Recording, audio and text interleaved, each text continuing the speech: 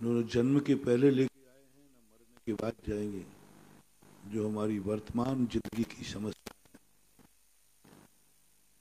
इन समस्याओं से पहले निजात पाना है। जो जन्म से लेकर समस्याएं लेके आए हैं उनके तो उपाय हैं दूर करने के, बहुत सारे उपाय। जो भविष्य में आने वाली समस्याएं हैं उनके भी बचने के उपाय हैं। लेकिन जो समस्याएं हमने वर्तमान में ना कुदरत ने दी हैं, ना कर्मों ने दी हैं, ना किसी दूसरे ने दी हैं, वो हमने स्वयं पैदा की है। इन बातों के ऊपर अपन विचार कर रहे हैं। एक सबसे बड़ी भूल तो यही है जो कल कहा था कि 90% लोगों को यही पता नहीं है कि मैं हूं कौन, मैं किस लिए जी रहा हूं, मैं किस लिए खा रहा हूं, मैं किस लिए देख रहा हूं, मैं किस लिए बोल रहा हूं, मैं किस लिए सुन रहा हूं। कुछ पता ही नहीं, बस है जो हो रहा है हो रहा है। जो देखने में आया वही देख लेते हैं। मैं क्यों देख रहा हूं ये उनको खबर नहीं। पूछा यहां क्या देख रहा है, बोले यूं। भाई क्यों देख रहे हो यहां पर, बोले यूं। अब बोले इन लोगों के लिए हम क्या समस्या समाधान करूं। और फिर यूं देखते देखते कोई गलत दिख गया, कोई गलत दिख गया, संकलेश हो गया, क्लेश हो गया। महाराज जी मुझे बहुत क्लेश हो। मैंने क्यों, बोले इसको देखने, देखा क्यों, बोले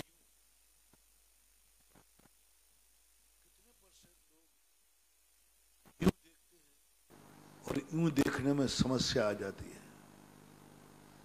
इसलिए जैन दर्शन ने कहा कम से कम यूं देखना बंद करो, न जाने कितनी समस्याओं से निजात पा जाओगे। यूं देखा, कोई सवाल ही नहीं पूछा भाई आप क्यों देख रहे थे। कोई सोना पड़ा था, चांदी, आपका क्या लेना देना मतलब था, तुम्हारा कोई मीत था, तुम्हारा कोई दुश्मन था, क्या था, तुम इधर देख क्यों रहे थे। तुम्हें ये देखने का अधिकार किसने दिया था, क्यों देखा तुम। अपन सब लोग 1 मिनट के लिए इसी कटघरे में खड़े हुए जाते हैं। दिन भर में अपन देखते हैं पता नहीं क्या क्या। अब कितने देखने पर अपन यूं शब्द लगा देवे। 24 घंटे में कितने घंटे अपन लगा देवे जिसका जवाब मेरे पास आपके पास नहीं है। अनिल बाबू, हाँ? अपन दिन भर की आंख को यदि लगा दें कि कितने बार अपन ये लगा दें कि भाई ये मैंने इसलिए देखा, पर देख रहे, अरे क्या देख रहे। और बस वो जो समस्या आएगी यूं देखने में, आगम कहता है, जिनवाणी कहती है, इस समस्या का समाधान मेरे पास नहीं है, ये समस्या तुम्हें खुद निपटाना पड़ेगी। इसलिए जिनवाणी ने कहा यूं देखना बंद करो। जो वस्तु है सब देखने लायक नहीं है। दृश्य है लेकिन हम उसके दृष्टा बने, ऐसा कोई नियम नहीं है। जो वस्तुएं हैं सब देखने लायक हैं नहीं। हम फैसला करें, निर्णय करें, मैं क्या देखूंगा, मेरी आंख कहां उठेगी। हर वस्तु पे आंख नहीं उठेगी, हर वस्तु को मैं नहीं देखूंगा। कुछ देखने के पहले निर्णय करूंगा कि ये देखना है या नहीं। और यदि आंख अनायास उठ गई तो झुका लूंगा, क्योंकि मेरा त्याग है, ये नहीं देखना है। अकेला मां दुनिया का ही परिमाण मत करना। हमारे यहाँ प्राणी संयम ही नहीं है, इंद्रिय संयम भी है। जैनीय लोगों में एक बहुत बड़ी भूल पड़ती जा रही है। प्राणी संयम पर बहुत जोर दे रहे हैं, देना चाहिए। प्राणी संयम पे बहुत जोर दे रहा है, कोई जीव मरे नहीं। एक घास के टुकड़े को भी अब नहीं हिंसा करेंगे, पानी छान के सब कर रहे हैं, करना ही चाहिए। अपने प्राणों का घात नहीं हो इस पर भी खूब प्रयास कर रहे हैं। लेकिन जैनियों में इंद्रिय संयम की चर्चा आज खत्म होती जा रही है। इंद्रिय संयम पर कोई डिस्कशन नहीं, कोई विचार नहीं, सोच भी नहीं। प्राणी संयम पर है। अभी जैनी अहिंसा के संबंध में बहुत जागरूक है, बहुत आवाज लगाते हैं। कोई जीव को मारता है तो नारे लगाते, बूचड़खानों को रोकने के लिए बहुत जागरूकता है जैनियों में। एक मच्छर को भी कोई मारता है तो जैनी आलोचना करता है। लेकिन सबसे बड़ा भूल हो रही है दूसरा पक्ष, इंद्रिय संयम की कोई चर्चा नहीं, कोई प्रयास नहीं, कोई सोच नहीं। अविरत सम्यक दृष्टि भी प्राणी संयम पर ध्यान दे रहा है। अविरत सम्यक दृष्टि जो अविरति है वो भी हिंसा के संबंध में विचार करता है। लेकिन और लोग चर्चा भी कर ले, पंडित लोग भी यहां तक चर्चा करने लगे दीपक में हिंसा है, बंदर में दीपक मत जलाना, हिंसा है। बहुत मुझे बड़ी खुशी हुई, मुझे बड़ी खुशी हुई। कम से कम जैनी इतना जागरूक तो है कि दीपक में हिंसा है, धूप मत जलाना, हिंसा है। मुझे खुशी है कि आप इतनी बारीक हिंसा पर पहुंच गए, जो धूप खेने से धुएं से होती, जो ज्योति जलने से दीपक से होती। लेकिन मुझे तरस है कि उसी मंदिर में पंखा चल रहा है, उसमें जो हिंसा हो रही उस पर विचार ही नहीं किया। लाइटें जल रही हैं उस पर विचार ही नहीं किया, कूलर चल रहे हैं उस पर विचार ही नहीं किया, एसी चल रहा है उस पर विचार ही नहीं किया, जो महाहिंसा है। हमारे यहाँ एक आता है, एक बदमाश से सोता है, वो छोटे मोटे बिल्कुल बारीक से बारीक गलती हो जाए तो प्रायश्चित देता है। गुरु की दृष्टि में अपने आप को बहुत अच्छा, महाराज जी आज मेरे से गलती हो गई। क्या हो गई? मच्छर बैठा था, मैंने उसको उड़ा दिया, मारा नहीं। मच्छर बैठा था और मैंने उसको उड़ा दिया। काय से उड़ा दिया? महाराज पीछे से उड़ाया था। तो इसमें गलती है? महाराज जी वो भूखा उड़ गया, वो भूखा था। गुरु समझेंगे अरे चेला तो बहुत बारीकी पे पहुंच गया, इतना बारीकी पे पहुंच गया कि मच्छर उड़ा दिया, इसको दुख है। और बड़े बड़े दोष जो लगा रहे हैं उनकी कोई सूचना भी नहीं देता। ऐसा मूलाचार में आया।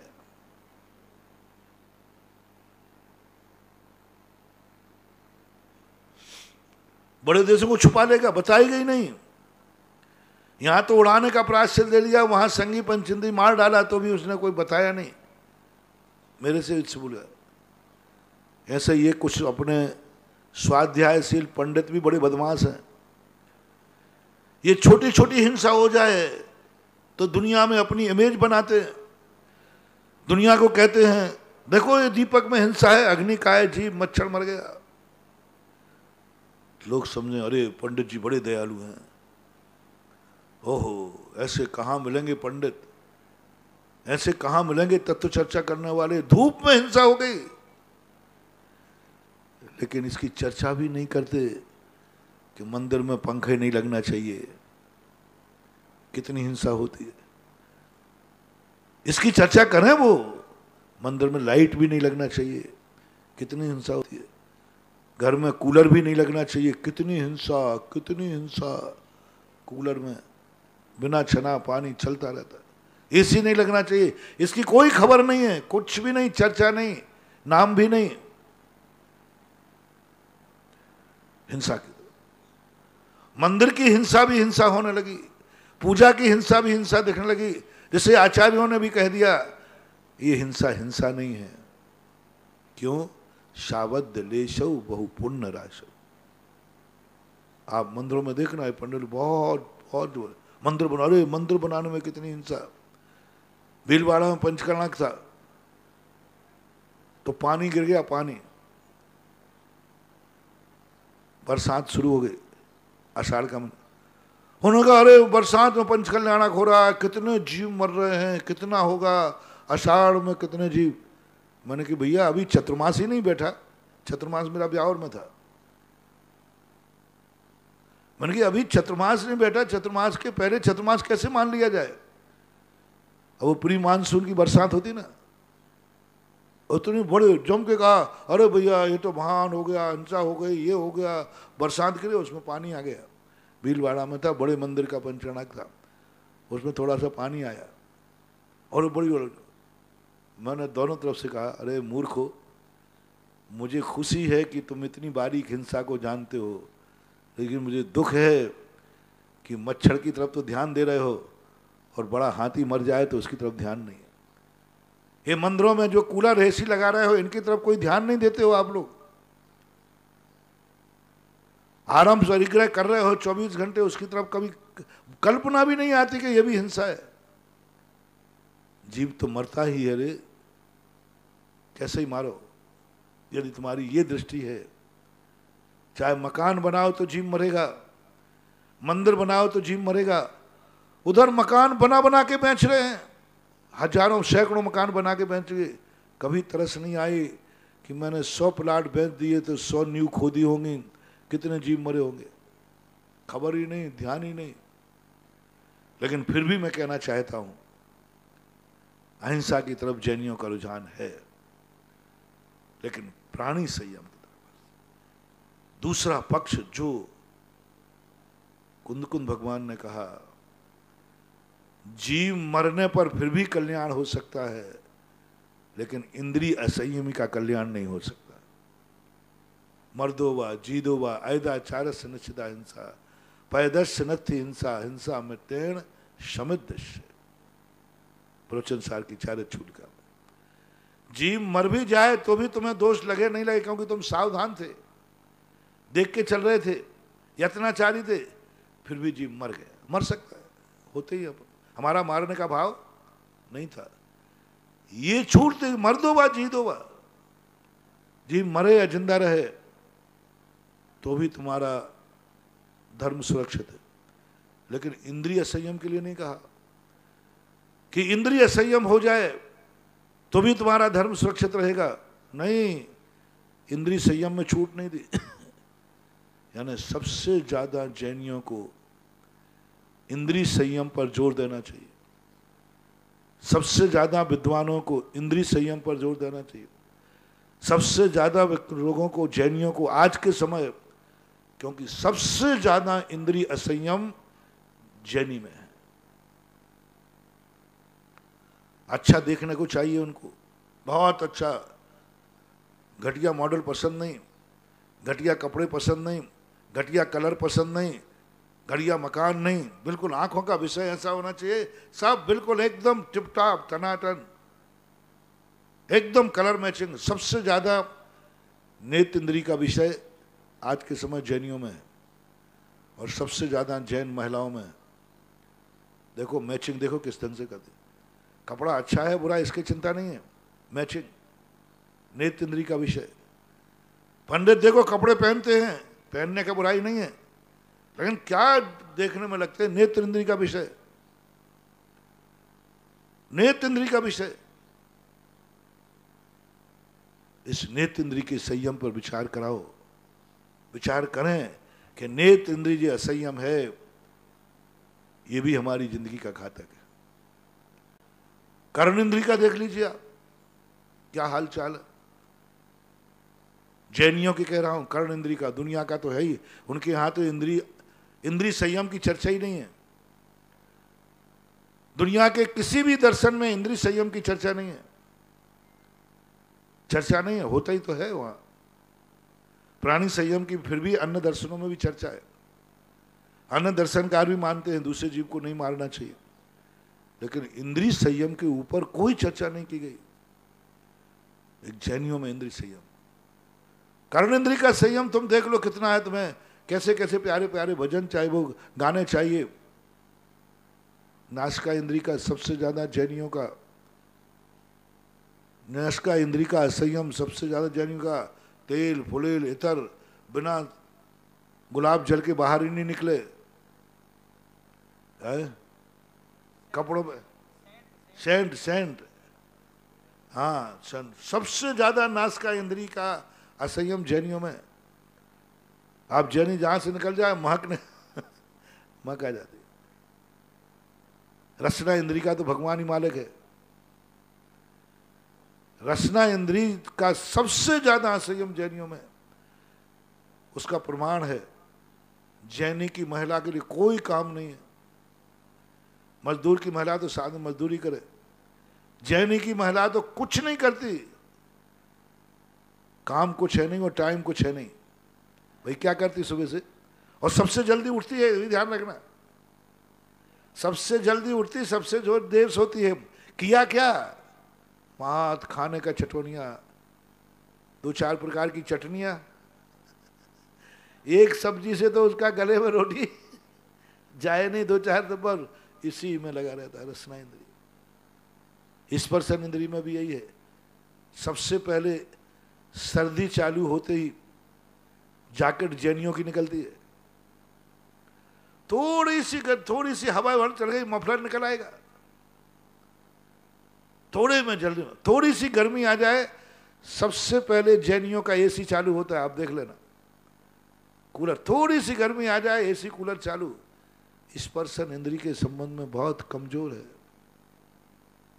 ये जो स्थितियां हैं इस पर विचार नहीं हो रहा है, सोच नहीं बना पा रहे, बस जिंदगी जी रहे हैं। तो ये एक वो व्यक्ति हैं जो जिंदगी के संबंध में कुछ विचार ही नहीं करते, बस हो रहा है। इनमें 2 प्रकार के, एक मूर्ख है, असंगी है, अज्ञानी है, जिनको जीने का कोई मतलब ही नहीं, बस वो जी रहे हैं, बस कोई लेना देना नहीं है।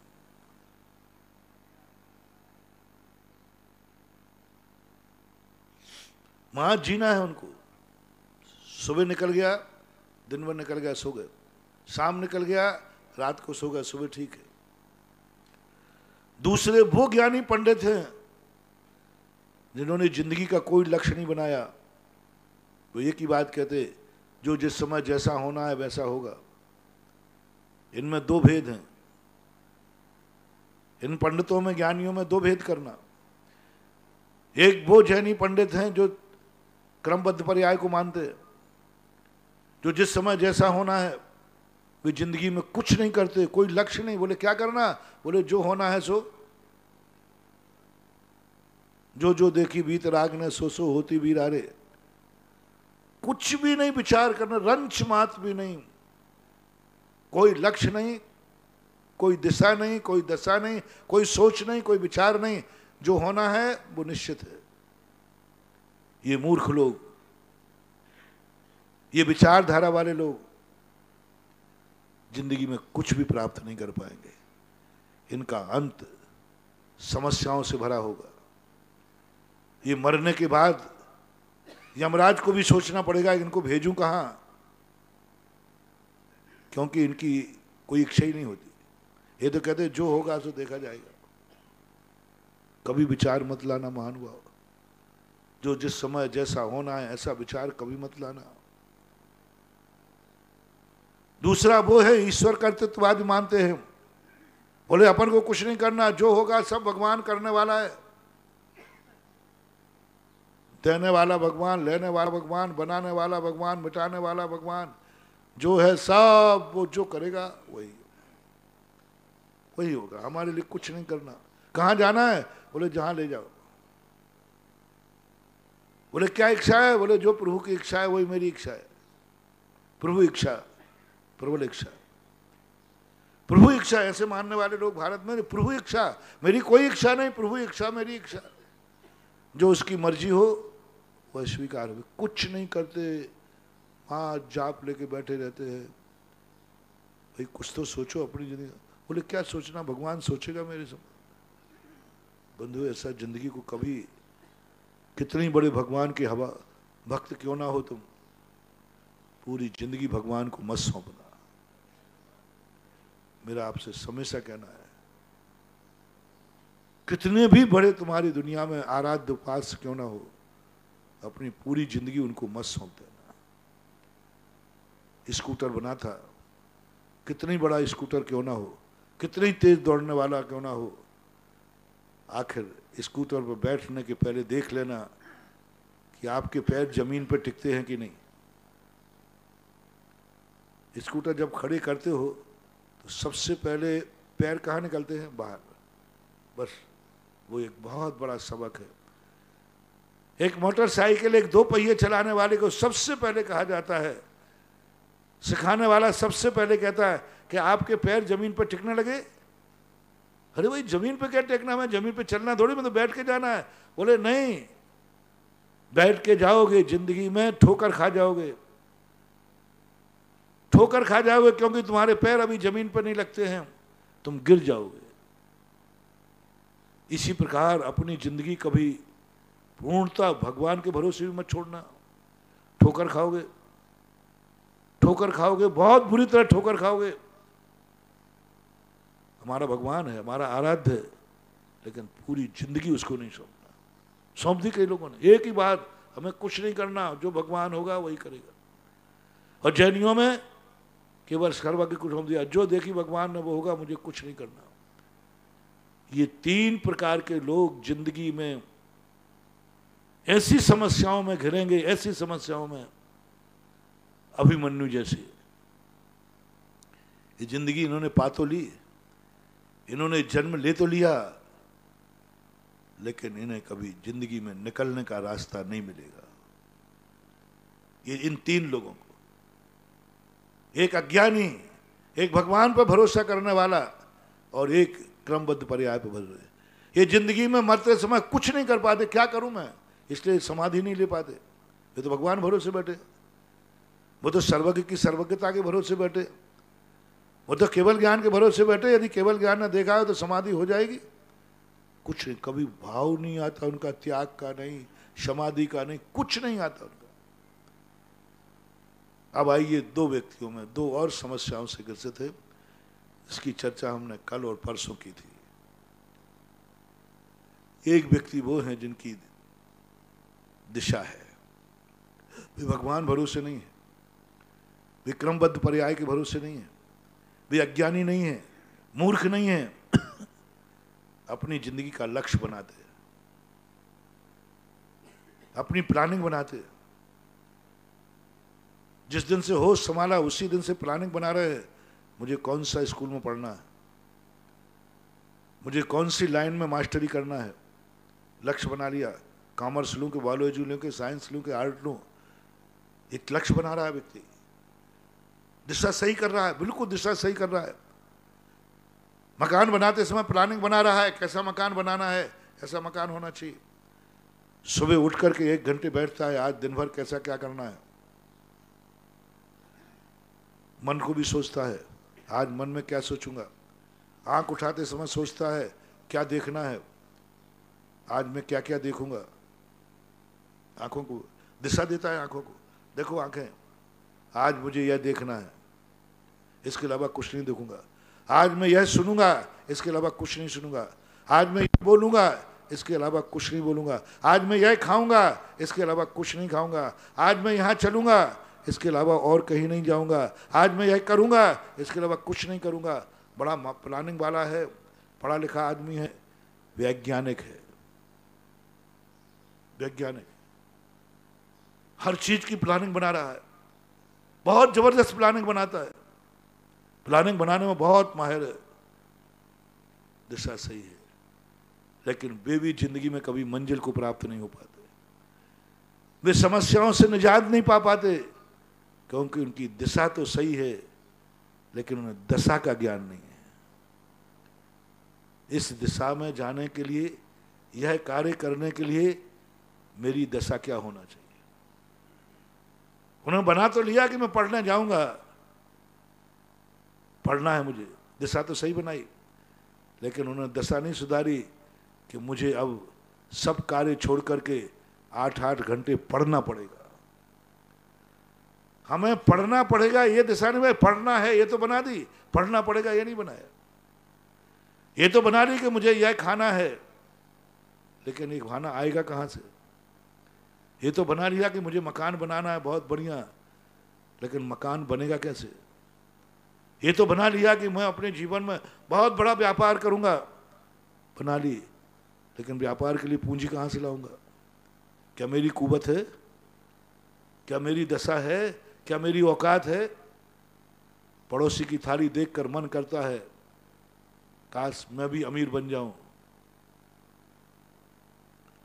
पड़ोसी की थाली देखकर मन करता है मैं भी खाऊं, पड़ोसी को देख करके मन करता है कि मैं भी ऐसा बनूं।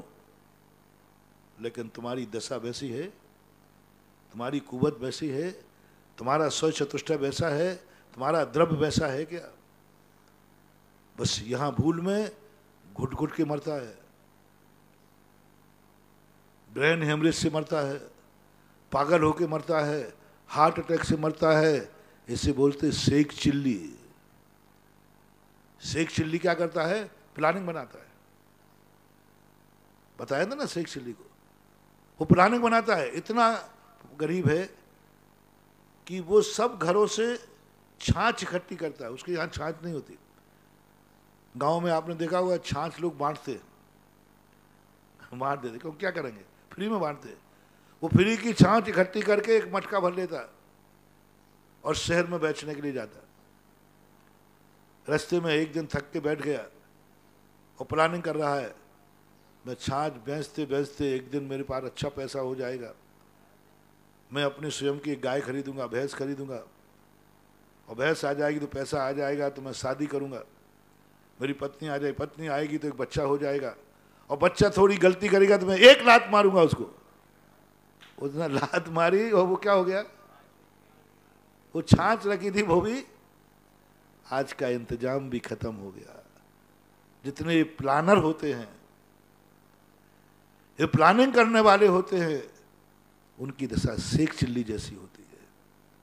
कल्पनाओं को उड़ान भरेंगे खूब, ये करूंगा ये करूंगा। अरे भाई कुवत तो देख ले है कि नहीं।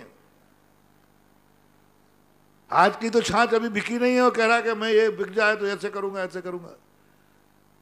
ये दुर्गुण शेख चिल्ली में ही था कि ये दुर्गुण और लोगों में पाया जाता है। सब लोग अपनी अपनी देखो ना थोड़ा सा। मुझे नहीं दिखता है कि शायद कोई दुनिया में ऐसा हो जो कभी ना कभी शेख चिल्ली नहीं बना हो। शायद दुनिया में कोई व्यक्ति ऐसा हो जिन्होंने कोई ना कोई कल्पना नहीं की हो। कल्पना तो की लेकिन कर कुछ नहीं पाए। बाजार में जाते हो, ऐसे लगता है सारा सोना चांदी खरीद लूं, अभी अच्छा महंगा चल रहा है, फिर खरीदते क्यों नहीं हो? महेंद्र बाबू, तूने भी तो कल्पना तो की होगी, ऐसी बात नहीं। मन तो किया होगा कई बार, ये कर लूं ये कर लूं ये कर लूं, लेकिन कर नहीं पाते। सबके मन में भाव आता, मैं भी हूं, मेरा मन करता है कई बार मैं ऐसी तपस्या करूंगा बाहुबली से भी आगे। अपनी अपनी क्षेत्र की कल्पना है। तुम अपनी उधर कल्पना करते हो कि मैं ऐसा करूंगा, एक दिन मैं बहुत बड़ा सेठ बन जाऊंगा, मैं दुकान, जब दुकान खोलते ना नई नई, उनसे पूछना भाई दुकान क्या? अरे मैं दुकान खोलूंगा, फिर इतनी बड़ी हो जाएगी, इतना माल आएगा, इतने ग्राहक आएंगे, इतना पैसा आएगा, फिर इतनी हवेली होगी, फिर मेरा मॉल होगा, फिर अरे भाई अभी आज तो नागल हुआ है बाला बाबा। नागल की रात देखो कैसी निकलती है। अरे कल्पना में सब बैठ गए, अब कोई चिंता मत करना, अपनी दुकान का नागल हो गया है, अब अपन बिकेगा, ऐसा करेंगे, अब चिंता मत करना। पर अब चिंता मत करना, तेरी सब इच्छा पूरी होगी, अब दुकान खुल गई ना।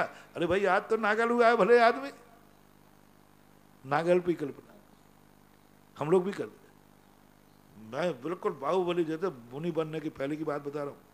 मुनि बनूंगा, बाहुबली से कम तपस्या थोड़ी हूं मैं, कोई कम थोड़ी हूं। बाहुबली बन के तपस्या करूंगा, तपस्या जम के। हाँ, एक दिन ध्यान दिला दिया, दूसरे दिन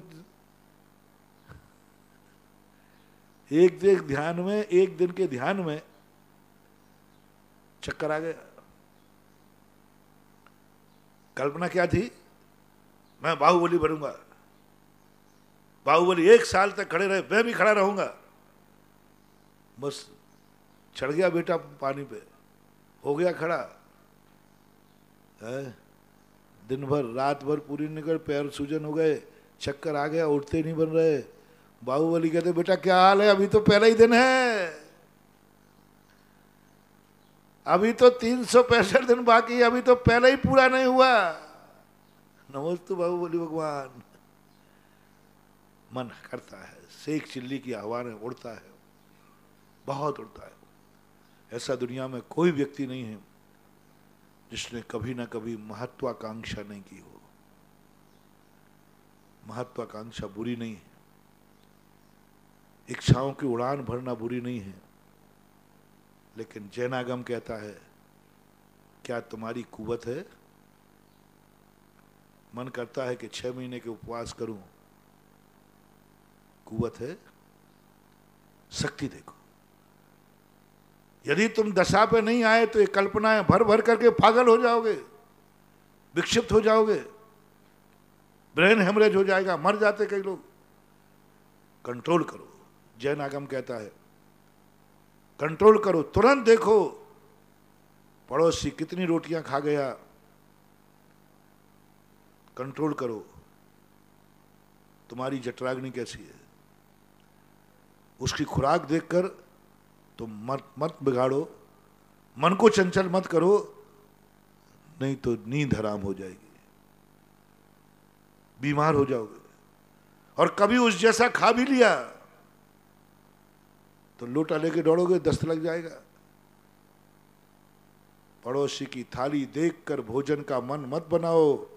अपनी जठराग्नि देखो तुम कितना पचा सकते हो, अपनी कुवत देखो। जिसे हमारे यहां एक बहुत बड़ा शब्द दिया, संतोष। पड़ोसी का महल देखकर कब तक जलोगे? झोपड़ी का आनंद खत्म हो जाएगा रे। महल तो कभी मिलना नहीं, और झोपड़ी का जो आनंद था वो भी खो दिया। मैं हमेशा कहता हूं झोपड़ी वालों से, अपनी झोपड़ी की जम के प्रशंसा किया करो। बोले मेरी झोपड़ी मालूम कैसी है? अरे कूलर चलते हैं, कूलर कूलर चलते हैं, कूलर। बोले कूलर चलते क्या है तुम्हारे पास? बोले झोपड़ी है, कूलर चलते, झोपड़ी में कूलर। चलो देखो, दिखाया तो सब तरफ से झोपड़ी फटी थी। बोले देखो क्या ठंडी ठंडी हवा आ रही है, चारों तरफ फटी थी ना, भट्टा बना था, उसको कूलर मान लो तुम। ओह, झोपड़ी का वरदान पा जाओगे। और दुनिया से कहो मेरे यहाँ कूलर चलते, तुम्हारे यहाँ कूलर, हमारे यहाँ एक स्पेशल कूलर है बिना खर्च का, कोई खर्च नहीं, कोई हिंसा नहीं, कुछ नहीं। और जा करके हवा आ रही है बढ़िया चारों तरफ से, और हवा इसलिए आ रही है कि वो फटी हुई है, कपड़ा फटा हुआ है। झोपड़ी में आने वाली हवा को तुम एक बार कूलर की अनुभूति कर दो, तुम्हारे बुरे दिन अच्छे में बदल जाएंगे, झोपड़ी महल में बदल जाएगी। मैंने बहुत बार कहा, जो तुम्हारे पास है उसको कोसो मत, उसकी बेइज्जती मत करो, उसका अपमान मत करो। महल से सामने भी है तो उसका अपमान मत करो। 90% के लोग अपमान करते हैं। ये कोई झोपड़ी, ये कोई रहने की जगह है क्या? आप लोगों के घरों में अक्सर कर होता है, जिसके घर में थोड़ा सा टूटा फूटा मकान हो ना, तो जब भी कोई बात है, ये कोई जिंदगी है क्या? ये कोई मकान है क्या? बुरे दिन और आएंगे, अभी तो झोपड़ी है, फुटपाथ आने वाली है। जब जब तुम्हारे लिए जो मिला है उसका तुमने यदि उल्हाय ना दिया, कोसा, निश्चित पत्थर की लकीर है, अब बुरे दिन और आने वाले हैं। तुम उसकी प्रशंसा करना सीखो। झोपड़ी की फटी हुई से आने वाली हवा में कूलर की अनुभूति करो।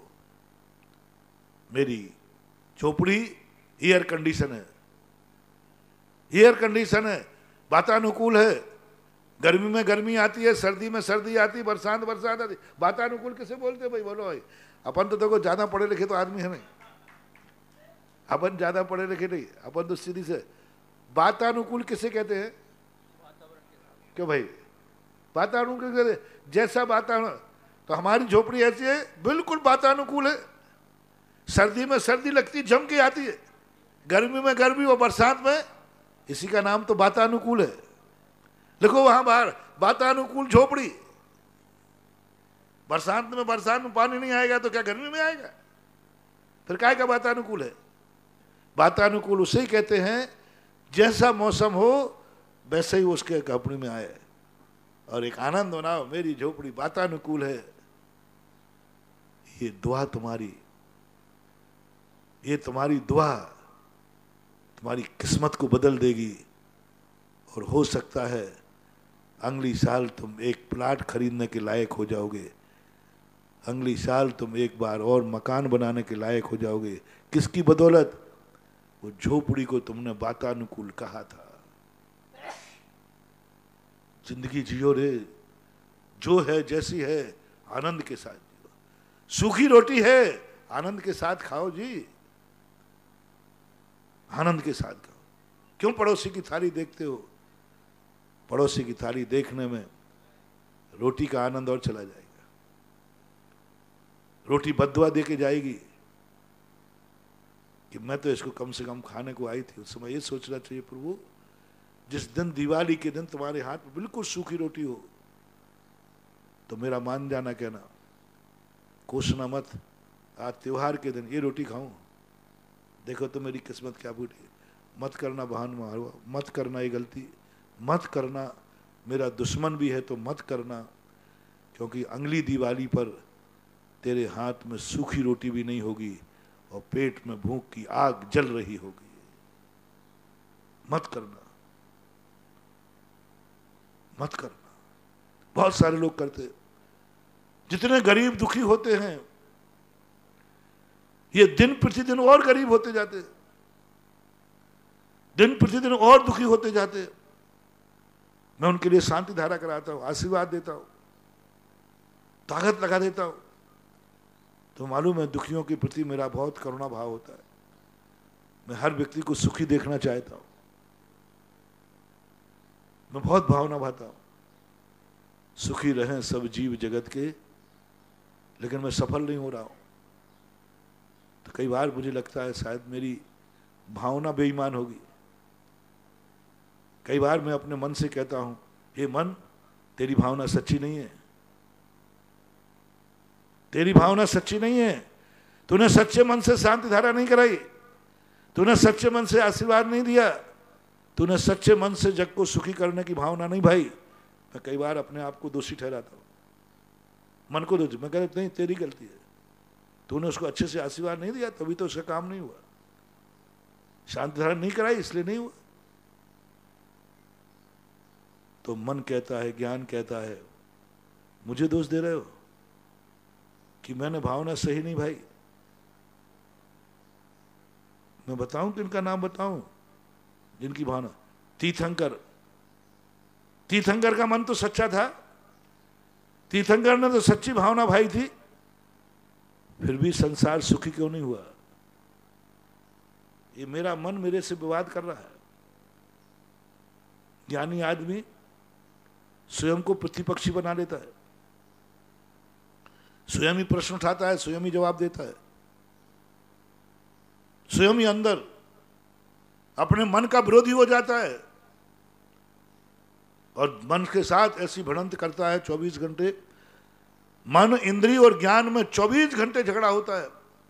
जैसे तुम्हारे घर गृहस्थी में होता ना, 4 बजते तो बजते ही रहते हैं, ऐसे साधु के अंतर घर में बजते ही रहता है सब जमाला। 24 घंटे राग द्वेष होते हैं, जम के होते। वो राग द्वेष तुम्हारे वाले नहीं, क्योंकि मन स्वतंत्र है और मुझे स्वतंत्र छोड़ना नहीं। लो मन से झगड़ा, मन कहता हूं बाजार जाऊंगा, नहीं सामायिक करेगा, लो झगड़ा। झगड़ा कब शुरू होता है? कोई कहीं जाना चाहता, तुमने रोक दिया, लो साहब झगड़ा चालू। तुम मेरे ऊपर हुकूमत चलाते हो। अब तुम अपने छोरी से कहना है बाहर नहीं जाएगा, वो कहेगा पापा मुझे बांध के रखो, गुलाम हूं। क्या क्या बोलता हो तुम जाना, किसी को टोक भर दो। ऐसे ये मन वो चिड़चिड़ापन हो जाता है। साधु कहता नहीं जाएगा बाहर, सामायिक का समय है, मन झगड़ा लो चालू। इंद्रियों से नहीं देखेगा इसको, आंख बंद कर, नीचे कर ले, आंख से झगड़ा चालू। बहुत लड़ना पड़ता है। तुम्हारे घरों में तो फिर भी थोड़ी बहुत शांति हो जाती है, क्योंकि लड़ते लड़ते दोनों थक जाती हैं, सास बहू, भाई भी लड़ते। लेकिन यहां तो थकने वाला कोई है ही नहीं। आंखों से लड़ाई लो, दिन भर कला यही। आंख कहती मुझे देखना है, साधु कहता नहीं देखना, ये चीज देखने लायक नहीं, नीचे करना, आंख नीचे करो। लो साहब, झगड़ा चालू, आंख रूठ जाती है, आंख कहती फोड़ लो फोड़ लो। हाँ, गुस्सा में बोलती है आंखें, हाँ कुछ ही मत देखने तो फोड़ दो इन आंखों को। देखने नहीं देते कुछ भी, जो देखो वही आंख झुका देते हैं, देख मत, ये देखने लायक नहीं है। साधु दिन भर में देखने का अभ्यास ज्यादा करता है कि नहीं देखने का? साधु को दुनिया में देखने लायक ज्यादा चीजें हैं कि नहीं देखने लायक? साधु की पूछ रहा हूं, दुनिया में जितनी चीजें ज्यादातर देखने लायक है कि नहीं देखने लायक? नहीं देखने लायक, बस आंखें चिड़चिड़ा जाती, रूठ जाती, फोड़ लो आंखें। ऐसे ही कान है, ये बातें नहीं सुनना है तो कान कहते सुनना है, इसी में तो रस आ रहा है। और साधु कहता नहीं, ये काम सुनना नहीं, ये बातें अपने सुनने लायक नहीं, तू साधु के कान है। तो कान कहते आफत हो गई, फोड़ लो कान फोड़ लो। साधु के क्या बन गए कान? सुनने ही नहीं थे कुछ बात। अरे बढ़िया गाना चल रहा है, कान कहते सुनने दो ना, नहीं सुनना। लो साहब संवाद, बोलने को पता नहीं क्या करता है, नहीं भाषा समिति से बोलो, ये तो नहीं बोल सकते। खाने गए तो रसना इंद्री नाराज, खाने ही नहीं देते। जो चीज अच्छी लगी वही तो उसमें से निकाल दी, लो रसना इंद्री उठ जाती। तुम थाली दिखाओ ना जो, तो रसना इंद्री कहती आज अच्छा बढ़िया माल बना है, बढ़िया बनाया है। और साधु, अब देखना, रसना इंद्री कहती है बढ़िया माल बना है, और साधु ने अच्छा जो बढ़िया था वही उठा लो, ये उठाओ ये उठाओ। अब जैसे जैसे मैं बढ़िया चीज उठाता हूँ, रसना इंद्री नाराज होती, मुकरती है, मुंह मेड़ती है, मुंह को मारो मुंह को मार लो, सब उठा दिया, कुछ बचा ही नहीं। अब जो रसना इंद्री को लगना चाहिए था वो सब उठवा दिया। अब रसना इंद्री से होगा जम के झगड़ा, रूठेगी वो, मनाओ उसको, किस को क्या क्या करे। 24 घंटे ये मन में चलता रहता है, मन को रोकता हूं, मन स्वच्छंद होकर विचरण करना चाहता है लेकिन रोकना पड़ता है। तो ऐसी भावनाओं को अपन को विचार करना पड़ेगा, नहीं हमारे लिए इससे कोई लेना देना नहीं, हमारे पास जो कुछ है हम वही देखेंगे जो मुझे देखने लायक है, मैं वही सोचूंगा जो मुझे सोचने लायक है, मैं वही सुनूंगा जो मेरे सुनने लायक है, मैं वही बोलूंगा जो बोलने लायक है, मैं वही खाऊंगा जो खाने लायक है, मैं वही चलूंगा जहां चलने लायक है, जहां मेरा धर्म पलेगा, जहां मेरी इज्जत बनेगी, जहां मेरे लिए हमारे जीवन को ऐसा लगेगा मैंने कुछ कर लिया है, निरोध कर देता है। तो अपने जीवन में सबसे पहले विचार करो, महत्वाकांक्षाओं से अपने मन को बचाओ। आएंगी महत्वाकांक्षा, लेकिन दूसरे संबंध में सोचना है।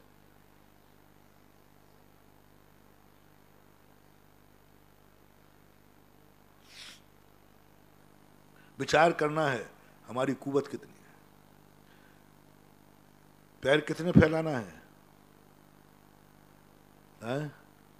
जितनी चादर है, और चादर से बाहर फैलाओगे तो मच्छर काटेंगे, इसलिए जितनी चादर है उतने फैलाओ। इसलिए दिशा की प्लानर, अपने मन को प्लानर मत बनने दो। प्लानर तो बनाना है लेकिन मात्र प्लानिंग बना के रह जाए। दिशा का ज्ञान तो इनको है लेकिन दशा का ज्ञान नहीं। बहुत दुखी है दुनिया, बहुत दुखी है दुनिया, कुछ नहीं कर पा रहे, रात में नींद नहीं आ रही, क्योंकि शाम को प्लानिंग बनाई बहुत सारी, एक भी पूरी नहीं हुई। सुबह बाजार में गया, बहुत प्लानिंग लेके गया था, आज मैं ये करूंगा, शाम को कुछ भी लेके नहीं आया, अब रात में नींद नहीं आ रही। बोले क्यों? आज मेरी एक भी इच्छा पूरी नहीं हुई, जो मैंने प्लानिंग बनाई थी वो कुछ भी नहीं हुआ, टेंशन आ गया। क्यों बनाई प्लानिंग? जैन आगम कहता है सुबह उतनी ही प्लानिंग बनाओ जो शाम तक पूरी हो जाए, भोजन उतना ही खाओ जो शाम तक पच जाए। शाम तक बच जाए, शाम तक पूरी इच्छाएं पूरी करके लौटो घर में। बोले बहुत खुश नजर आए हो? बोले जो मैंने सोचा था वो सब पूरा हो गया। सोचा क्या था? छोटा सा सोचा था, पूरा होना। सवाल छोटा बड़ा नहीं देखना, सवाल देखना पूरा। एक कलश के संबंध में आया, शगुन के संबंध में। एक स्थान पर कुछ उसमें सिक्के भरना थे बहुत सारे, तो वो कलश लेके आया, बड़ा कलश लेके आया। बोले महाराज ये कलश है? मैंने कहा नहीं छोटा लाओ। बोले नहीं महाराज कोई बात नहीं, इसी बड़े में रख दो, इसको रख दो कोई बात। मैंने कहा छोटा लाओ। बोले महाराज जी आप कह रहा हो ना रख दो, ये क्या फर्क पड़ता है? मैंने कहा सवाल बड़े रखने का नहीं है, सवाल इसको पूरा भर के रखोगे। भरा हुआ कलश शुभ है, भरा हुआ कलश शुभ है। अब इतना बड़े कलश में सिक्के भरो चांदी के, पूरा भरना चाहिए। पूरा भरेगा तो कलश शुभ होगा। बड़ा कलश शुभ नहीं है, भरा कलश शुभ है। समझना बन गया? बड़ा कलश शुभ नहीं है, भरा कलश शुभ है। सिक्के कितने हैं? बोले महाराज 11 सिक्के हैं।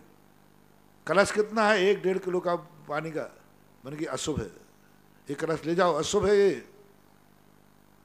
बोले महाराज चांदी का है। मैंने कि सोने का हो तो अशुभ है, क्योंकि 11 सिक्के डालोगे इसमें, कलश खाली देख रहेगा कि भरा?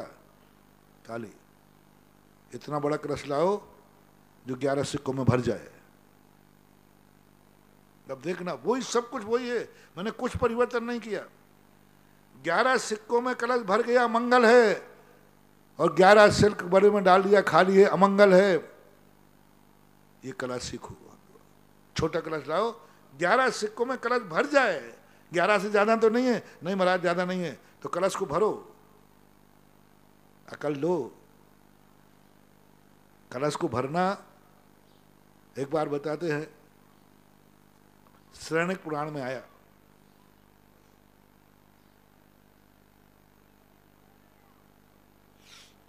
ओस के बूंदों से घड़ा भरो, ऊपर की बरसात से नहीं, ओस जमती थी ना खेतों में, उससे घड़ा भरना है। अब बताओ ओस की बूंदों से घड़ा कैसे भरे? एक एक बूंद टपकाओ उसमें, घास के पास ले जाओ, तो तुम टपकाओगे वो नीचे ही गिर जाएगी छूते ही, कोई नहीं भर पाए। महाराज साहब ओस के बूंदों से घड़ा भरता है क्या? अभय कुमार थे, बोले साहब भर जाएगा। भाई ओस के बूंदों में ले गए, घास पे गए, और बस घास के ऊपर एक चादर बिछाएं, वो चादर गीली हो जाए और निचोड़ दे। अब ओस की बूंद को हाथ में नहीं लिया जा सकता, लेकिन चादर बिछा दे में, चादर गीली हो गई, निचोड़ दे में, घड़ा भर के आ गया। ये कला है जिंदगी की, बहुत बड़ी कला है। महानुभाव बहुत बड़ा मंत्र दिया तुम्हारे लिए आज। बड़ा कलश मांगलिक नहीं है, भरा कलश मांगलिक है। अपनी जिंदगी को भरो, छोटे कलश से भरो। आपके पास ज्यादा संपत्ति नहीं है ना, आपके पास ज्यादा कमाई नहीं है ना, आपके पास ज्यादा किस्मत नहीं है ना, कोई बात नहीं। बस शाम को जब लौटो लबालब भर के लौटो। बोले क्या बात है? बोले जो सोचा था उतना हो गया। कितना हो गया? बोले सुबह सोचा था कि 100 रुपया आ जाए, आ गया 100। भरा हुआ कलश मांगलिक है। आपने 100 रुपया सोचा था, 1000 रुपया सोचा था, 10,000 रुपया सोचा था, और 10,000 रुपया आ गया। 100 रुपया सोचा था, 100 रुपया आ गया। आपकी शाम बहुत सगुन की होगी, आपको नींद आएगी, क्योंकि इच्छा की पूरी हो गई। और एक व्यक्ति ने 1 लाख रुपया सोचा था और 50,000 आ गया। देखना, दोनों को शुभ देखना, दर्शन समझना बहुत बड़ा कह रहे मनोवैज्ञानिक प्रश्न है। एक व्यक्ति ने 1 लाख सोचा था, 50,000 मिले, शाम को कैसे लौटा? रोता हुआ। नींद आ रही कि नहीं आ रही? नहीं आ रही। अशुभ है, अमंगल है, क्योंकि 1 लाख सोचा था, आधा ही हो पाया। और एक व्यक्ति को महज 100 रुपया लाया है, ये शुभ है, शकुन है। जैनी कहते हैं ये श्रावक है। बोले क्यों? बोले तुम खुश क्यों हो? बोले जो इच्छा थी वो पूरी, पूरी इच्छा का नाम ही तो पुण्यात्मा है। मन चंगा तो पूरी इच्छा हो गई, जितना सोचा था मिल गया, उससे बड़ा आनंद क्या आएगा? अब मैं आपसे पूछना चाहता हूं, दुकान से लौटने के बाद आपकी जिंदगी परिवार के लिए शुभ हो या अशुभ? जब तुम मकान घर दुकान से लौटो तो घर के सदस्यों को हंसता हुआ चेहरा, तेज से भरा हुआ चेहरा, ऐसा दिखे इन्होंने जो सोचा था वो सब हो गया, वो घर के लिए सगुन है, घर के लिए मांगलिक है, सारे घर के लिए मांगलिक है। अरे आज तुम बड़े प्रसन्न नजर आ रहे हो। बोले जो सोचा था वो हो गया। अब ये मत बोलना कि क्या सोचा था, हो गया। आप घर लौटिए सगुन के साथ, शुभ करिए। दुकान से लौटने के बाद पूरा परिवार आपको, जब आप दुकान से बाहर जाते हैं, जब आप व्यापार को जाते हैं, घरवाली बहुत दुआएं देती है, बहुत मिन्नत करती है। आप दुकान पर बैठे रहते हैं, वो तुम्हारी दुकान की सफलता के घर में माला फेरती रहती है। आप व्यापार करने जाते, वो सफलता की माला फेरती है। युद्ध करने जाता है पति, युद्ध में विजय की माला फेरती है पत्नी, घर में बेफालतू नहीं बैठती। भारतीय नारी, भली मैं व्यंग में कह देता हूं कि भारतीय नारी कुछ कमाती धमाती तो है नहीं, और जिसमें जैनियों की महिलाएं और नहीं कमाती, खाने में माहिर है, खिलाने में माहिर है, कमाने में नहीं। वो तो मैं मजाक करता हूं। अब अंदर की बात सुनो, पुरुष कमाता है, लेकिन उस कमाने की ताकत देती है स्त्री, भारत की नारी। प्रमाण है मेरे पास, पूज्यवत जिनसेन स्वामी महापुराण। भरत चक्रवर्ती का सेनापति युद्ध करने गया, और इतना भयानक युद्ध था, जीतने का सवाल ही नहीं। चक्रवर्ती के बेटे से युद्ध हुआ, पढ़ लेना, स्वयंवर मंडप की बात है। अर्कीर्ति चक्रवर्ती के बेटे से कौन जीतेगा? और दोनों में झगड़ा हो गया, जबरदस्त युद्ध हुआ। जय कुमार मान के गया, मेरा बचना मुश्किल है, मरूंगा मैं। जय कुमार सेनापति युद्ध लड़ रहा है, और उसकी पत्नी मंदिर में जाकर माला फेर रही है अपने पति की विजय की। वो युद्ध में साथ में नहीं गई, वे युद्ध करने नहीं गई, जा भी नहीं सकती थी, क्योंकि महिलाओं का वहां निषिद्ध होता है, उसके लिए कानून होते हैं, कौन जा सकते। युद्ध में गई नहीं, साथ दिया नहीं, मंदिर में बैठकर भावना भाती है। जब जय कुमार लौट के आया और जैसी विजय का रूप देखा, सुलोचना का आनंद आ गया, मेरा पति हंसते हुए लौट रहा है। जय कुमार ने बताया, मुझे समझ में नहीं आया मैं जीत कैसे गया, चक्रवर्ती से तो आज तक कोई जीते ही नहीं, मैं कैसे जीत गया मुझे समझ में नहीं आ रहा है। अर्कीर्ति हार गया, ये संभव नहीं, असंभव वाली बात है। हुआ कैसे? ये हुआ कैसे? कोई नहीं बता पाया, कोई नहीं बता पा रहा हुआ कैसे। ये कभी जीतने का सवाल ही नहीं होता, अर्कीर्ति का बेटा जीतेगा पक्का है। कैसे हुआ ये? अंदर की बात है। ये ऐसे हुआ कि तुम युद्ध लड़ रहे थे और पत्नी भगवान के पास बैठकर तुम्हें ताकत दे रही थी, हुनर दे रही थी, दुआ दे रही थी। जब तक युद्ध चला, वो मंदिर में अन्न जल त्याग करके 8 दिन तक मंदिर में बैठी, 8 दिन युद्ध चला, और पूरी रेकी देती रही, एनर्जी दे रही, करंट भेज रही है। जय कुमार वल्फ थे, पति वल्फ है और नारी करंट है। बल्ब सबको दिखता है, देखो ये जल रहा है, करंट किसी को नहीं दिखता है। हमारी जैन नारियां, हमारी जैन माताएं पति के साथ मजदूरी पे नहीं जाती, पति के साथ नौकरी करने नहीं जाती, पति के साथ दुकान पे कमाने नहीं जाती, तो कमाते हुए कौन दिखता है? ओए पुरुष अहंकारियों, कौन दिखता है कमाते समय? जलता हुआ कौन दिख रहा है? बोलो ना। ये दिख रहा है ना, ये बल्ब दिख रहा है, जल रहा है, कमाता हुआ पुरुष दिख रहा है। अरे मूर्खो, तुम जलते हुए बल्ब के समान हो जो दिख रहे हो। करंट दिख नहीं रहा है जो तुम्हें करंट दे रहा है। मां करंट है बेटे के लिए, वो बेटे के साथ नहीं जाएगी।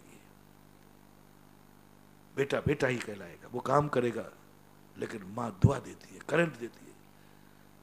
भारतीय नारी, जैन नारी कमाने नहीं जाएगी, पति के साथ व्यापार करने नहीं जाएगी, जाना भी नहीं चाहिए। दोनों बल्ब बन जाएंगे, करंट कौन देगा? क्या करोगे? दोनों बल्ब बन गए, एक को बल्ब बनना है और एक को करंट बनना है। भारतीय नारी करंट देती है। मेरा पति व्यापार को गया है, वो माला फेरती है, प्रभु के सामने दुआएं मांगती है। निश्चित मांगना। आप जब किसी बड़े कार्य के लिए जाते हो, वो तुरंत मंदिर में जाती है। वो घर का मंदिर सही, घर का मंदिर सही, घर में माला फेरने बैठ जाएगी। जिस दिन आप किसी व्यापार के लिए, सौदा के लिए गए हैं, पत्नी दिन में 2-4 बार दुआ करेगी, भगवान ठीक रखना। ये बहुत बड़ी ताकत है महानुभाव, बहुत बड़ी शक्ति है, बहुत बड़ी शक्ति है। इसको कभी नकारना नहीं, कभी भूल करके मत उड़ाना दे देना। घर में बैठी रहती है, दुनिया भर की बातें करती है। घर में बैठी नहीं है, वो घर में बिजली तैयार करती है, बिजली करंट तुम्हारे लिए। भोजन खिलाते समय तुम्हारा भाव, भोजन बनाते समय तुम्हारा भाव, जिंदगी में हर मोड़ पर तुम्हारा भाव। यहां तक गुरु के पास गई तो भी तुम्हारे लिए गई। हर नारी भारत की साल भर में एक उपवास करती है पुरुष के लिए, करवा चौथ, सुहाग दशमी। पुरुष ने कभी किसी स्त्री को एकाध उपवास किया? नहीं किया। गुरु के पास जाती है तुम्हारे लिए। मैंने खुद देखा अपने आंखों से, एक श्रीफल लेके आई एक नारी, और सामने लाकर दरवाजे पे खड़ी हो गई। तो मैंने कही खड़ी क्यों होगी, पता नहीं क्या होगा, कोई आ रहा। सामने से पति उसका इंतजार कर रहे थे, और उसने आरे जो नरियल था वो पति को दे दिया, और स्वयं सूखे चावल ले लिए। मैंने कहा क्या मैं इसका गुरु नहीं हूं क्या? इसने क्यों नहीं चढ़ाया? इसने क्यों नहीं चढ़ाया? कई बार ऐसा हुआ, अब मेरे मन में कोई खटका हो जाता है तो मुझे भी गैस बनती है। मैंने कहा तुम लोग क्यों नहीं चढ़ाती, उसको क्यों दिया तुमने? और तुम पहले आ गई थी। हाँ, वो पहले आ जाते तो बात अलग थी। तुम लोग पहले आ गई, फिर भी खड़े होकर के श्रीफल उसको दे दिया। धर्म तो सबका अलग अलग होता है, तुमने क्यों नहीं चढ़ाया? 2 श्रीफल होते तो 2 चढ़ा देते थे। 1 श्रीफल वाले बहुत बार मौके 1 श्रीफल जाते, लेकिन 99% महिलाएं 1 श्रीफल होने पर स्वयं नहीं चढ़ाती। मैं बहुत दिनों तक, वर्षों तक ये देखता रहा। एक दिन मैंने कहा आज तो पूछूंगा ही। तो एक भक्तन थी, काफी एजेड थी। मैंने कहा ये बताओ आप, एक नरियल था, तुमने क्यों नहीं चढ़ाया, इनको क्यों दिया? अरे महाराज आप जानते नहीं हो। मैंने कहा ये इसलिए तो पूछ रहा हूं, ये सुखी तो मैं सुखी, इनको आशीर्वाद मिल जाए तो मुझे मिल गया। मैंने कहा तुझे मिल जाए तो इनको मिल जाएगा, पूछ लो महाराज जी इनसे। और है भी ये गॉड गिफ्ट है। आज तक कोई स्त्री कितनी बड़ी डॉक्टर बन जाए, उसके पति को डॉक्टर कोई नहीं कहता। कितनी बड़ी वकीलन बन जाए, पति को वकील कोई नहीं कहता। लेकिन दुनिया की नीतियां पता नहीं कैसी हैं। यदि पति वकील बन जाए और डॉक्टर बन जाए और पत्नी अंगूठा छाप हो तो भी वकीलन बाई, डॉक्टर नहीं भाई। नमोकार मंत्र का अर्थ नहीं जानती हो, पंडिता नहीं भाई। तो स्त्रियों को एक गॉड गिफ्ट है। इसलिए महाराज ये सुखी तो मैं सुखी, मेरा सुख तो इनके सुख में है, इसलिए मैंने श्रीफल दिया, आपका आशीर्वाद इनको मिलना चाहिए। मैंने सोचा कैसी है हमारे भारत की नारी, माँ भी बेटे को दे देती है, माँ को भी दे, सब नारियों के यही नेचर हैं। माँ को भी देखा मैंने, एक नारियल है वो स्वयं नहीं चढ़ा दी, बेटे को दे देती है, बेटा तू चढ़ा दे। अरे भाई तू माँ है, पत्नी का तो ठीक है, सकोच है, वो छोटी है बेचारी, पति डांट दे, तू तो माँ है, मालकिन है। लेकिन 90% माताएं यदि बेटा और माँ हैं तो माँ बेटे को श्रीफल दे देगी। क्यों?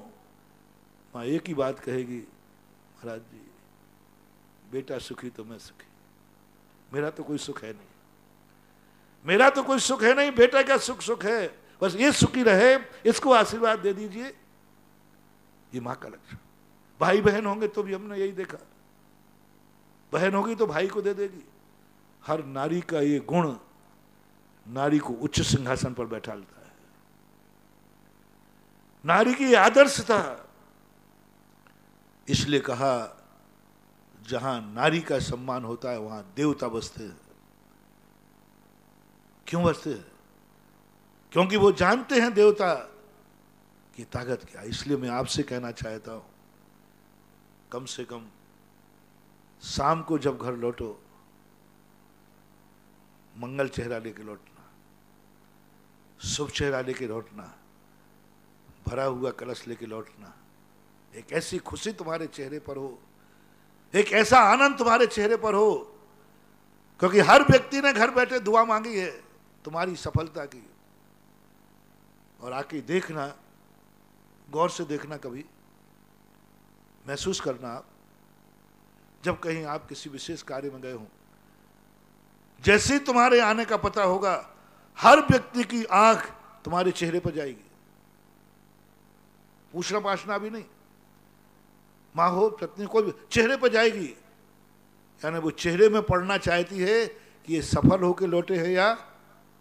पूछना तो बाद में होगा, पहले चेहरे को हर आंख उठेगी परिवार की, देखना आप, वो देखना चाहते हैं। बस उस आंख के देखने में तुम्हारे चेहरे को देखते ही क्या बात है, क्या बात है, सफल नहीं हुए। देखते ही चेहरे में मुस्कान आ जाए, कुछ नहीं पूछेगी, आओ पहले भोजन तो करो। अब नहीं पूछेगी सफल हो गया कि नहीं, पहले तुमसे पूछेगी नहीं, तुम्हारे चेहरे ने जवाब दे दिया ना, चेहरा खिला हुआ है, चेहरा आनंद से भरा हुआ है। अब क्या पूछना है इससे? वो तुरंत कहेगी बेटा आ जाओ, पानी पी लो, भोजन करो, बैठो, बैठ जा, थक गया, बहुत मेहनत करके आया है, दुनिया भर की बातें करेगी। लेकिन चेहरा उतरे आते ही ना भोजन की पूछेगी ना पानी की पूछेगी, एक शब्द निकलेगा, क्या बात है, क्या बात है, चेहरा उतरा हुआ दिख रहा है, ये अब शकुन मत किया करो। 100 रुपया कमाओ लेकिन शाम को घर लौटो भरे हुए लौटो, तृप्त होके लौटो, संतुष्ट होके लौटो, मुस्कुराते हुए लौटो। तुम्हारे घर में तुम्हारा आना सगुन बन जाएगा और कल दूसरे दिन शायद तुम वो कमा लोगे जो बड़े बड़े लोग नहीं कमा पाए। सगुन करो। और वो 1 लाख की इच्छा लेके गया था, 50,000 कमाए, लेकिन वो अवसगुन है। छोटा सा कलश भरा हुआ था, कितने सिक्कों से? 11, लेकिन कैसा था? भरा हुआ था। और वे 11 सिक्के 1 किलो के कलश में डले थे। कलश बड़ा था, चांदी का था, सोने का था, लेकिन वो सोने का कलश अशुभ था, अशुभ था वो कलश।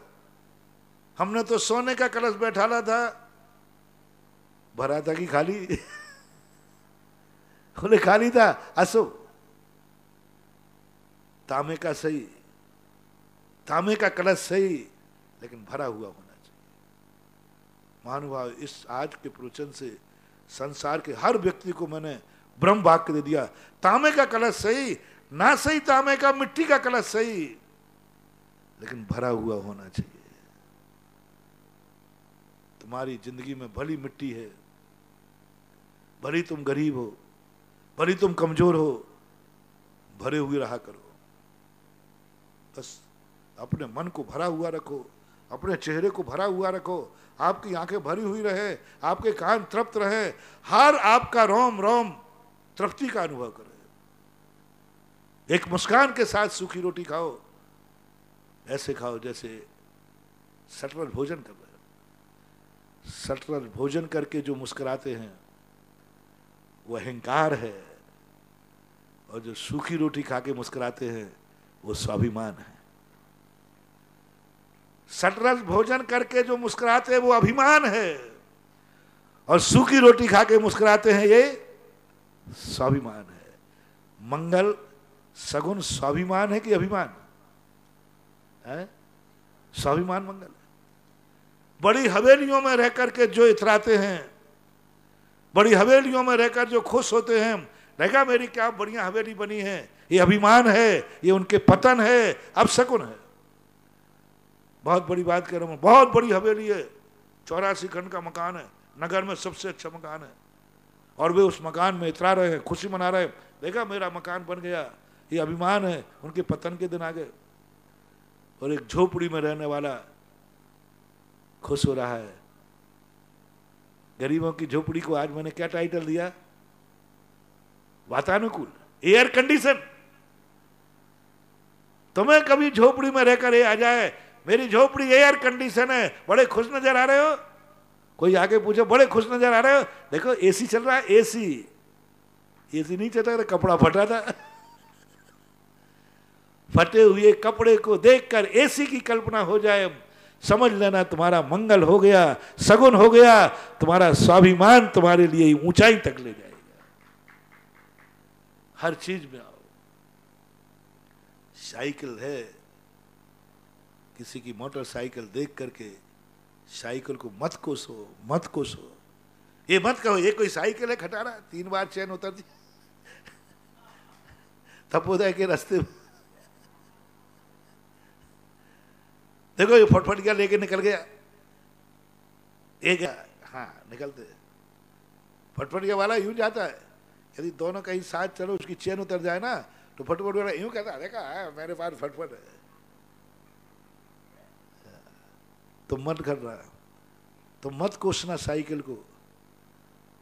तुम तो ये कहना, हे साइकिल तू ही मेरी जिंदगी का आधार है, उसकी मोटरसाइकिल मुझे नहीं काम नहीं आएगी, काम तो तू ही आएगी। उसको धन्यवाद दे दो, एक बार धन्य दे, तू ही मेरी फटफटिया है, तू ही मेरी मर्सिडीज गाड़ी है।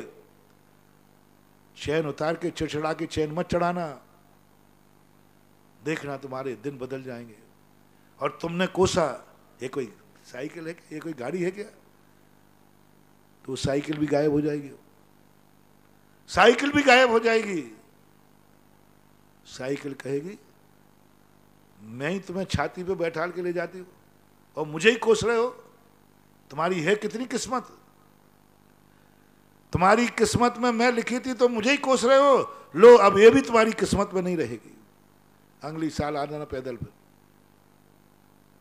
इसलिए अपनी जिंदगी की प्लानिंग, दिशाएं सही करो, लेकिन ऐसी दिशाएं प्लानिंग में ही पूरी जिंदगी मत निकाल दो।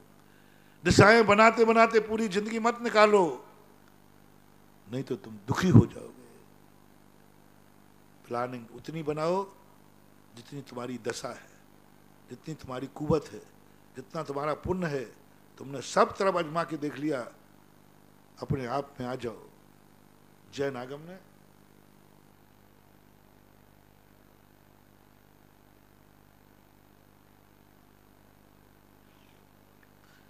इसलिए सबसे पहले कहा तुम अपनी इच्छाओं को रोको, त्याग नहीं कराया उन्होंने कहा कि तुम अपनी इच्छाओं पे कंट्रोल करो, क्योंकि ये ब्रेन हेमरेज करने वाला है, ये नींद हराम करने वाला है, ये तुम्हारी सुख चैन छीनने वाला है, ये तुम्हारा वर्तमान बिगाड़ देगा, वर्तमान के आनंद का बिगाड़ कर देगा। इसलिए शांत हो जाओ, अड़ोसी पड़ोसी देखना बंद करो, अपनी थाली देखो, अपनी थाली देखो, पड़ोसी की महल मत देखो, अपनी झोपड़ी देखो, अपनी झोपड़ी देखो, आजू बाजू। इसलिए भोजन करते समय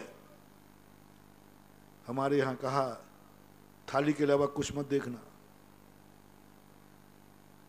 एक बार आचार्य श्री के सामने हम लोगों का शुरू की बात है, एक महाराज आए आहार करने, बोले महाराज जी यदि चौके में मटका रखा हो तो, मटका होता ना, मटका रखा हो तो वहां आहार करना चाहिए चौके में या नहीं? तो आचार्य श्री ने कहा, तुम्हें मटका देखने को कहा किसने था? तुम आहार लेने गए थे कि उसके घर देखने गए थे? तुम आहार देखने गए थे कि घर देखने गए थे? अब क्या जवाब है तुम्हारा? एक बार दूसरी घटना घटी, उसकी थाली में बाल था, जो तुम थाली लेते ना उसमें बाल था। महाराज जी यदि थाली में बाल हो, श्रावक की थाली में, वो हाथ लिए रहते थाली, और हमें दिख जाए तो हमें क्या करना चाहिए? तो आचार्य, तुम थाली देखने गए थे कि अंजलि देखने गए थे? तुम्हें तो अंजलि देखना है, तुम्हारी अंजलि में आ जाए तब देखना। अब बताओ क्या जवाब दे उसका? तुमने क्यों देखा, आंख उठाई क्यों तुमने? तुमने क्या पढ़ी थी कि थाली में क्या था? थाली तुम्हारे लिए थी क्या? तुम्हारी थाली थी क्या? शास्त्र में क्या कहा है? थाली देखकर हार लेना या अंजलि देख के हार लेना? इसका अर्थ है तुम वहां जाकर के नहीं, ऐसा कुछ नहीं है। जब आहार शुरू हो गया तो अपनी अंजलि देखो, बार बार उसको क्या देख, वो तो एक बार देख लिया आहार। जब अंजलि नहीं देखना है तब वो देख लो, जब तक आपने अंजलि नहीं तब देख लिया सब है। लेकिन अंजलि चालू होने के बाद अब तो अंजलि देखना पड़ती है। ऐसे ही महानुभाव, मत देखो रे बाजू की थालियां, अपनी थाली देखो, बड़ा रस आएगा, बड़ा आनंद आएगा, बड़ा आनंद आएगा। ऐसा लगेगा कि तुम सटरस भोजन कर रहे हो। मत देखो बाजू के महल, अपनी झोपड़ी देखो, एयर कंडीशन दिखेगी। अपनी जठराग्नि देखो, पड़ोसी की भोजन देख करके पेट भी भर लोगे, पेट भी भर लोगे, मजा नहीं आएगा। और बाजू की थाली के बिना देखकर अपनी भूख प्रमाण खाओ, तृप्ति का अनुभव, पेट भर गया। क्योंकि हमारा पेट भर गया ना। जो पड़ोसी की थाली देखकर खाएगा, पेट भरने के बाद भी अमंगल है, वो कोस रहा, खाने के बाद भी कोस रहा है, दिवाली के दिन कुछ मिला ही नहीं खाने को, कुछ मिला, अरे पेट तो भर गया कि नहीं? बोले क्या खाक भर गया, चिड़चिड़ा और जाता है। नहीं, इसलिए देखो ही मत पड़ोसी की थाली को, और फिर तुम सूखी रोटी खाना। पेट भरने के बाद एक आनंद की अनुभूति होगी, मेरा पेट भर गया। ये भाव नहीं आएगा काय से भरा, बोले पेट भर गया ना मेरा। तृप्ति का अनुभव करो। जिंदगी इसलिए मिली है, इसलिए दिशाओं के साथ दशा का ज्ञान। परसों जो हमने उदाहरण दिया था ऊंट का, सेठ का, सेठानी का, दिशा तो सही थी। ऊंट के गले में ककड़ी रुक जाने से उसने, डॉक्टर ने दवा दिया, फूट गई थी। तुमने वह दिशाई सेठानी के गले में दर्द हुआ, फोड़ा हुआ, तुमने पत्थर से दवा दिया, सेठानी मर गई, ऊंट बच गया। प्रोसेस एक थी, दिशा एक थी, दशा बदली हुई थी। वो ऊंट था, ये सेठानी थी। वो गले में कुछ रुकने से हुआ था, ये गले में कुछ उत्पन्न होने से हुआ है। फोड़ा उत्पन्न हुआ है, ऊंट को बाहर की वस्तु रुक गई थी, उसको निष्कासित करना था। यहां तो उत्पन्न हुआ है, ये सब तो उनको ज्ञान था ही नहीं, जेल हो गया। ऊंट की दवाई करने वाले को जेल नहीं हुआ। आज यही हो रहा है, हर व्यक्ति नकल कर रहा है, हर व्यक्ति दिशा पकड़ रहा है, हर व्यक्ति कंपटीशन में लगा है, मैं आगे कैसे निकलूं। अपनी दशा पर विचार नहीं कर रहा है। इसलिए जब जब तुम्हारी दिशा की स्थिति बने, तुरंत दशा की तरफ देखना, तुरंत देखना। मन को टेंशन में मत लाओ, कुछ नहीं होने वाला। पड़ोसी को देख देख कर हम जिंदगी में जल जल के मर जाएं तो भी कुछ होने वाला नहीं। हमें जो भी शांति मिलेगी, जो भी तृप्ति मिलेगी, जो हमारी किस्मत में है उससे, जो हमारी किस्मत में, जो हमारा है, जो हमारी थाली में है, वही मेरी भूख मिटाएगा।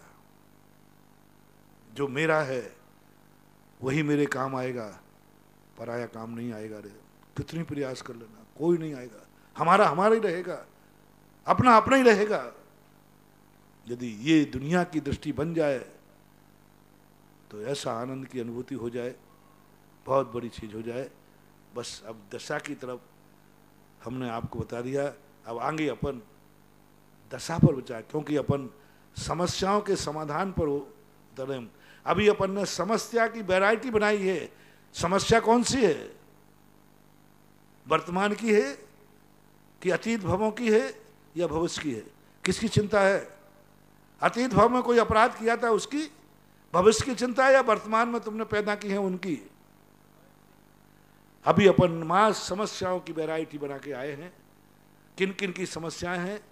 ये जो समस्या अभी मैं बता रहा हूं, इधर उधर देखने की, इस समस्या को तुम्हें दूर करना है और कोई दूर नहीं कर पाएगा। कोई मंत्र नहीं है इसका कि महाराज आप ऐसा कोई मंत्र दे दीजिए जिससे हम यहाँ वहाँ देखें ही नहीं, हम पड़ोसी को देखें ही नहीं। नहीं बंधु, कोई बंधन नहीं है, कोई मंत्र नहीं है। ये काम तुम्हें खुद करना पड़ेगा, खुद विचारना करेगा। इसलिए 2 दिन मैंने कहा था चलो अपन सब मिलकर के, हमारी समस्या तो तुम निपटा नहीं पाओगे, चलो तुम्हारी समस्याएं निपटाने के लिए मैं तैयार हूं। बस थोड़ा सा हेल्प करना। समस्या आपकी है, कुछ आप भी निपटाना, कुछ आप भी निपटाना। कोई तुम्हारा काम करने की कहे कि चलो मैं तुम्हारा काम करता हूं, तो तुम फिर कुर्सी पे बैठ जाना, आप तू कर ले। ये ठीक है कि जब उसने कह दिया है तो ठीक है, कम से कम तुम तो काम पे लगे ही रहना। दूसरा काम करे तो कुर्सी पे मत बैठ जाना, नहीं तो मैं तुम्हारे काम करूं और तुम कुर्सी बैठा, महाराज निपटाओ समस्या, निपटाओ तो बच्चा। ऐसा गड़बड़ मत करना, नहीं तो ध्यान रखना पर मैं भी खतरनाक हूं। मैं तुम्हारे साथ में तुम्हारी समस्या निपटा दूं, तुम भी मेरे साथ रहना। चलो कुछ समस्याएं तुम निपटाओ, कुछ समस्याएं मैं शांति धारा से निपटाऊंगा। कुछ समस्याएं तुम अपने पुरुषार्थ से, जो ये समस्या है, ये क्यों समस्या है, आज नींद क्यों नहीं आ रही तुम्हारे लिए, पूरे पड़ोसी में देख के आया हूं, ये समस्या तुम निपटाओ। ये समस्या तुमने पैदा की है, ये समस्या तुम्हें खुद निपटाना है, और बाकी और समस्याओं पर विचार करेंगे। आज इतनी कह के विराम करता। महावीर भगवान है कि जय ओम। निर्या पक्षमण मुनि पुंगव श्री सुधासागर जी महाराज की जय।